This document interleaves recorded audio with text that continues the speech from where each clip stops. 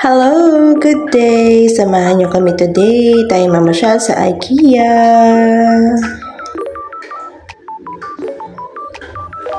Actually, this is our first time na magala dito sa IKEA store here in Pasay.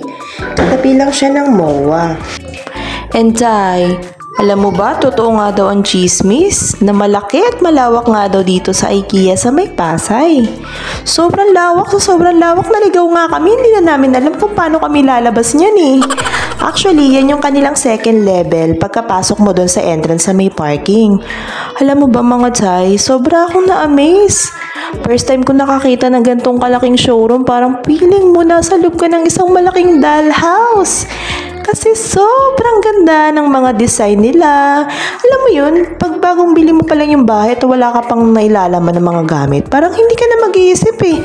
Pipili ka na lang dito, tuturo mo na lang kung anong showroom yung gusto mong maging. Let's say, kagaya nito, yung study room. O, diba? Enjoy na enjoy ni Kuya Zach. And then, ayan, nag-ikot pa kami.